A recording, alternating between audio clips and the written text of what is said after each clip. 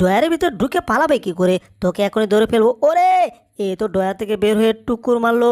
তোর এত বড় সাহস! ওরে গেছি রে। এ তো বারবার টুকুর দিচ্ছে।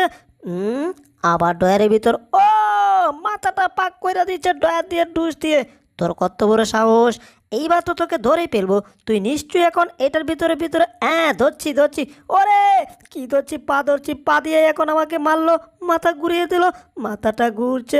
ও ও আমি হচ্ছে মুরগির রাজা, আমাকে খাওয়া কি এত সোজা? ইম্পসিবল। চতানের বাচ্চা, তুই এটার ভিতর লুকাচ্ছিস। এইবার তোকে ধরবো। কি রে, এটা কি করছে? ওরে, তুই কি করতেছিস? ওরে গেছি রে। এ তো আমাকে চক্রার মতো ঘুরাইয়া দিল।